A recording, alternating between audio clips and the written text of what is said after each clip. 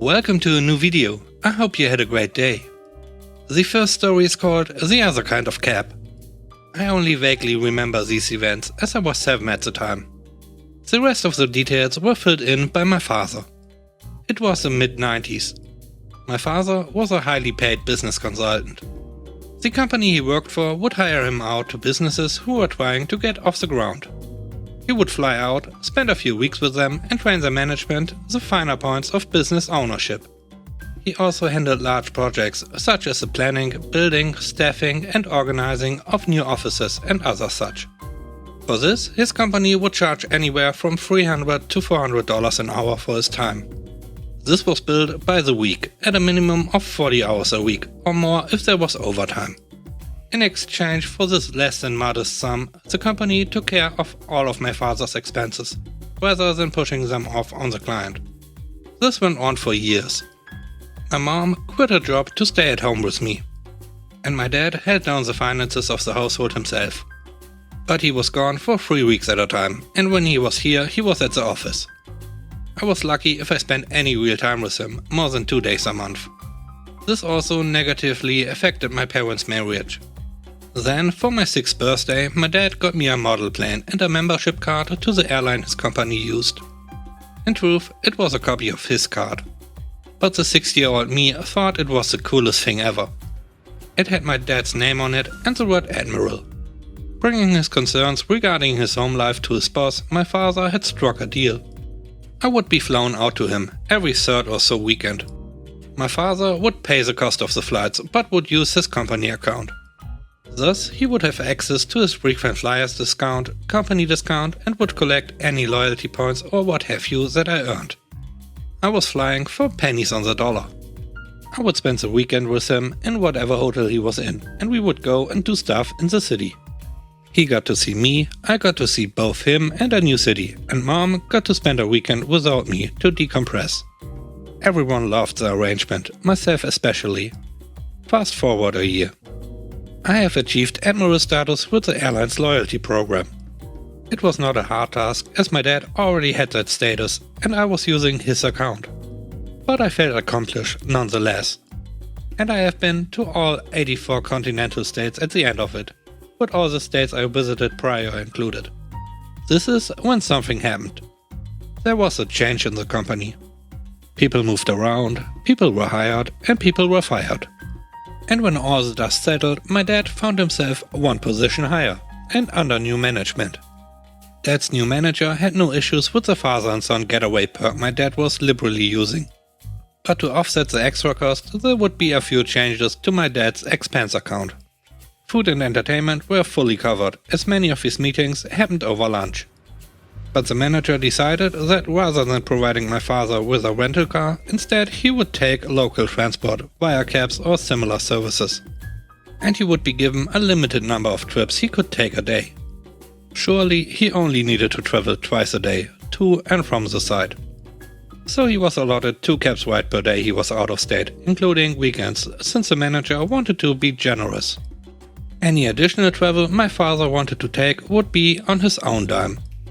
My dad brought up that the company was not spending any resources on my trips, aside from the 30 minutes of time it took the travel agent to book my flights. But this new manager insisted that this was much better use of company time and resources. All other expenses, including the hotel, dry cleaning and any mail that had to be sent, would be covered as usual. Now, normally my visiting weekends would be jam-packed with whatever local museum or attraction the city had, followed by a nice dinner at a cool or fancy restaurant. But one does not achieve this with 2 cab rides a day. My dad blows all his cab rides on my next visit. We go and see everything. A museum, a movie and a fair of some sort. Every trip was by cab. This is the part I remember because my dad had me keep count with him. An entire amazing day is spent and in total 11 cab rides were had. Now for the malicious compliance. Without any more allotted cab rides after I was sent home, my dad was still scheduled for a week of work. He contacted the local post office and explained his situation. After some evil laughter from both him and the postman, a truck shows up at his hotel. He mails himself to work and then back again for the rest of the week. He pays for first-class delivery by the pound. This becomes exorbitantly expensive. At the end of the trip, my dad sent in an expense report that had a few $1,000s extra on it for a shipping cost. After this, some stuff happened. There was a change in the company. Some people were moved, some people were hired, and some people were fired. My father found himself under a new manager. The company decided that it was improper to have different rules for expenses for different employees based on their status or tenure. A fixed policy was enacted, company-wide. My dad's new manager had no issues with sending me out once a month on my father's business account, as long as my father paid for the cost of the flights. That sounds like an amazing deal for the kid. He got to see every state at a young age and got to visit so many things. Of course, it's not that great that his father was not at home every evening, but I think it's still a great outcome. What do you think? Let me know in the comment section below. The next story is called "This Tastes Like Water." This happened a while ago. I worked at a pretty nice bar in the area. On the weekends we have live music. One day the live musician and I'm assuming his girlfriend show up. He is really cool. And she's this really uppity woman. She sits at the bar throughout the whole night while he is playing his set, drinking dirty martinis all night. Basically, she told me when it was empty that I shouldn't hesitate to fill up the glass again. So every time I had to make another one, I looked at her and she nodded her head for another one. He's all done with his set and she wants to pay for her bill. Her bill was only like $42 and she saw how many she had and almost immediately disputed her bill with me, saying she had only 2 drinks rather than 5. I calmly disagreed with her and eventually she said her boyfriend, the musician, will pay the rest. I put the rest on his tab and she paid for her 2 drinks. I think she tipped me a whole dollar at best. Then she got up and walked out while her boyfriend was still packing up. About half an hour later she comes back in, hammered, and sits down at the bar and apologized for being rude to me earlier. I was pretty busy at this point, so I just said okay. She says that she brought a lot of people up to the bar a few weeks back, and that I should thank her for bringing me some business, which I did, with verbal gratitude. Then she finally asked for a free drink. Finally, she lets me know what she's really after. So I said we don't serve free drinks here. She gets a little upset and almost pleads for a free drink because she brought all of her friends to the bar a few weeks prior. So I stop what I'm doing and say, "You like vodka, right?" Her eyes get all big and bright and she nods. And I walk over to the drink well and put ice in a cup and put her drink in and hand it to her. She takes one sip and screams at me, "This tastes like water!" I calmly reply, "Yeah, that's the only free drink we offer." As a follow-up to this, she actually did find my boss and told him about what I did. And his response in front of her was calling me over, laughing and fist-bumping me. This is how managers should react to customers like that. The last story is called "You Don't Care?" I worked as tech support at one of my country's top ISP. We had the shortest answering time out of all ISPs. You would get transferred to a customer support agent within 2 minutes and have your problem resolved quickly. The rest of the ISPs were always well above 15 minutes of waiting and just subpar service. So safe to say we were the best choice back then. I have been working there for more than 3 years and let me tell you, the company got worse every year. Basically, it went from me being genuinely happy to work there, despite it being a minimum wage job, doing 60+ hours every week, all down to barely 22 hours per week. This story happened in my last year of working there. At this point, I'm very proficient. One evening shift, I received a call from a client. He was calling us again that he had a recurring problem that I knew very well because I have been hearing about this certain problem for about half a year now, if not more. And yes, we let our seniors, managers and shift managers and above know about it ASAP every time the problem reappeared. But all we were instructed to say is another excuse. Suffice to say, we were fed up. Simply explaining the problem was that only our customers experience severe lag, low download speeds and high latency in games that makes online games impossible to play. I'm talking from 200 megabits per second all the way down to 10 or 30 megabits per second at best case scenario. Imagine YouTube's homepage loads after like 20 seconds. It's important to mention that in my country the ISP and the infrastructure are all different companies. Meaning if you have a problem with the physical part like your router or line is down or someone cut your cable and whatnot, you had to call your infrastructure. If you had a problem with low speeds, lag, computer, internet browser is slow, or you're just bored one evening and decide to let your frustrations out on a call center worker, you guessed it, you call me, your ISP. Despite my mild content working there, I was a meticulous worker and always put the client above all else because it was important to me. I had done everything to make sure the customer actually has this very same popular issue. Spent well over 30 minutes over the phone with this guy with remote access to his computer.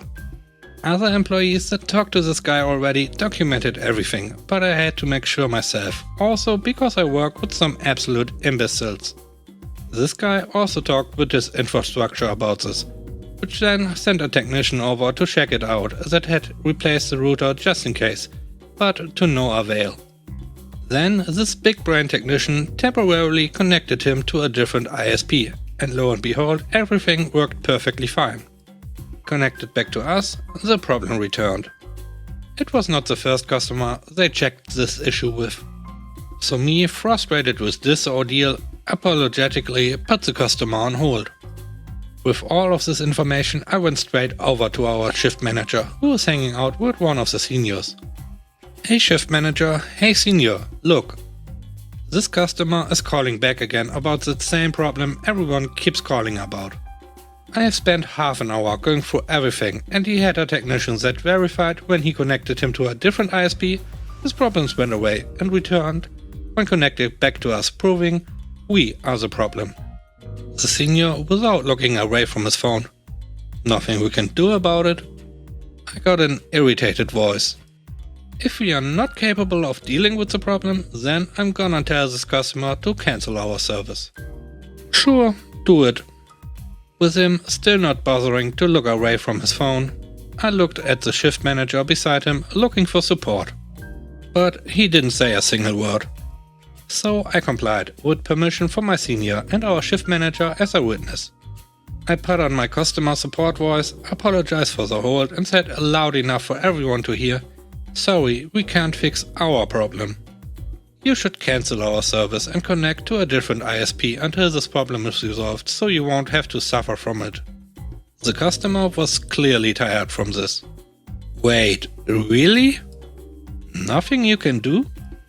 Yes, I'm sorry about this. I wish I could help you, but there's nothing we can do about it. Oh, okay then. And with that, he hangs up. Basically, I just told a customer what the company would never want to happen. They religiously try to preserve customers, even with empty promises. Cue to the next day. Who do I see first thing as I enter the office? The branch manager, eager to talk to me. Why did you tell a customer to cancel and that we can't fix the problem? I repeated everything that went down the prior day. And I got permission from that lazy senior, with the shift manager keeping his mouth shut the whole time. Also, we are really fed up about lying to the customers about this, and this was the only way for anyone to actually start listening to us about this neglected problem. It clearly worked, because here we are. Remember when I said I work with absolute imbeciles? Well, it's your job to report to the seniors or managers about this problem. And also, I'm not aware of any problem currently going on. If there's something going on, you have to tell us about it and not do these stunts. What? How the hell do you not know of this problem? We've been all suffering from it for months now. We tell everyone about it. All of the seniors and all shift managers know about this, and you don't? He starts with some horrible excuses. I just stopped listening to him midway and went on to my desk. This happened around 8 months back.